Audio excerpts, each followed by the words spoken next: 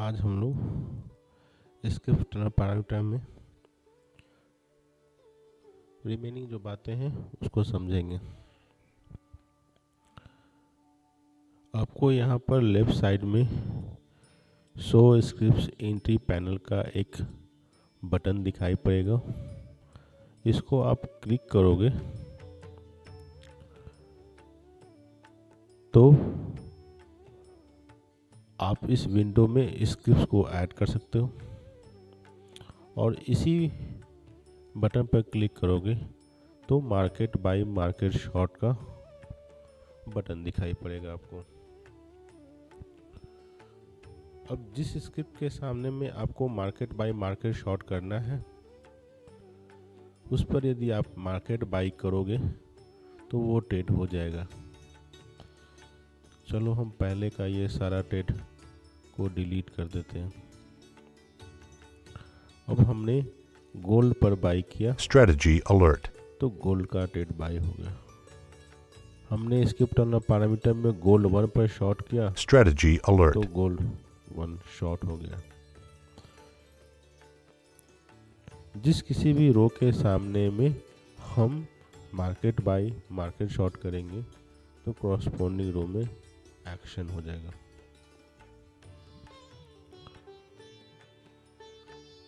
अभी आप show scripts entry panel पर क्लिक करो और हमें कोई स्क्रिप्ट्स को ऐड करना है।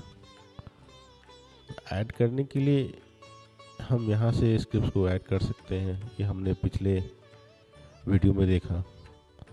और मान लो कि हमने किसी स्क्रिप्ट को ऐसे सेलेक्ट कर दिया और मुझे फिर से इसकी एंट्री किसी स्क्रिप्ट की एंट्री इनपुट करानी है तो हम ये सब जितने भी इनपुट बॉक्स में वैल्यू इंटर हो गए हैं उसको हम वन शॉट में क्लियर कर सकते हैं। उसके लिए नीचे में रीसेट का बटन है। रीसेट का बटन पर क्लिक करोगे तो सब ब्लैंक हो जाएगा। ब्लैंक करके आप अपना जो भी स्क्रिप्ट्स को ऐड करना चाहते हो वो स्क्रिप्ट्स ऐड आप कर सकते हो। और आप राइट साइड में देखोगे कि जो भी स्क्रिप्ट्स एक कॉलम है एक्टिव ट्रू ट्रू ट्रू लिखा हुआ है। इट मीन्स कि ये सब स्क्रिप्ट्स ट्रेडिंग करने के लिए एक्टिव है। अगर मुझे लगता है कि मुझे आज टाइटन में ट्रेडिंग नहीं करना है तो टाइटन पर आप डबल क्लिक कर दो तो टाइटन फॉल्स हो जाएगा। यहाँ पर फॉल्स लिखा हुआ आएगा और इसका बैकग्राउंड कलर वाइट हो जाएगा। बैकग्राउंड वाइट है इसका मतलब वो स्क्रिप्ट्स ट्रेडिंग करने के एलिजिबल नहीं है। उसको आप इनेबल कर सकते हो। उसी स्क्रिप्ट के रो पर आप डबल क्लिक करोगे तो वो इनेबल हो जाएगा। इनेबल करने के बाद हम इस लिस्ट को सेव कर सकते हैं नॉट सेव पर क्लिक करके। तो वो नॉट सेव का बटन हट जाएगा। इसका मतलब लिस्ट सेव हो गया। तो जो भी स्क्रिप्ट लगता है कि आपको आज इसमें ट्रेडिंग नहीं करना है आप उसको जाकर डिजेबल कर दो। तो ये सब स्क्रिप्ट जिसका बैकग्राउंड वाइट में है वो ट्रेडिंग नहीं होगा।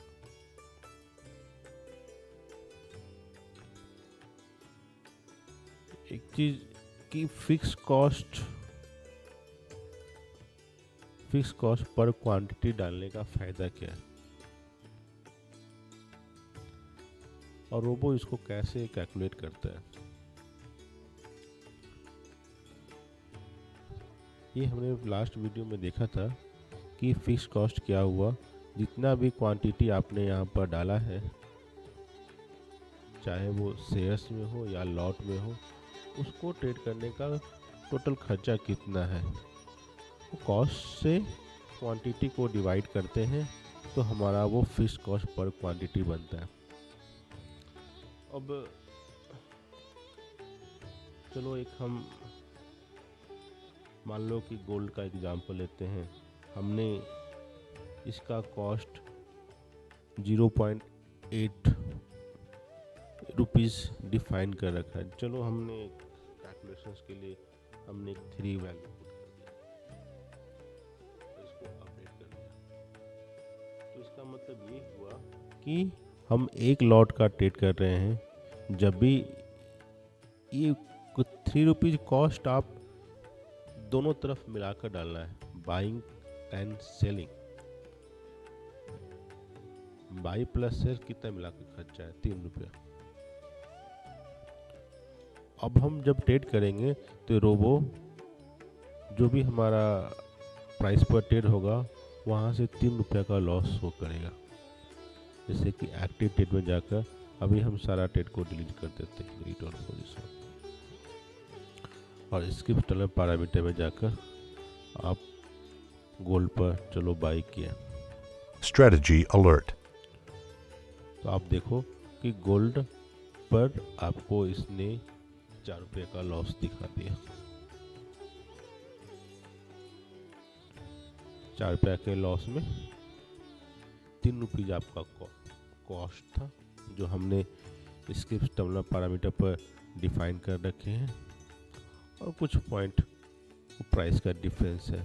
34.5 पर इसका एंट्री प्राइस है और 34 पर वो भी प्राइस चल रहा है, उसका ये लॉस है। तो ये प्रॉफिट लॉस में आपका जो भी कॉस्ट है वो ऐड रहेगा। इट्स वेरी नेसेसरी कि आप फिक्स कॉस्ट डालकर काम करो।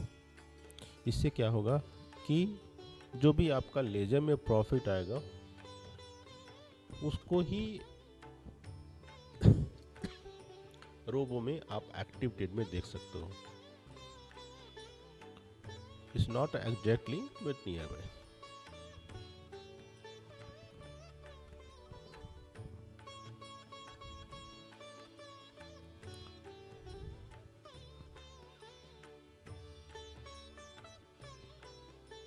और इसके अलावा इसकी लिस्ट में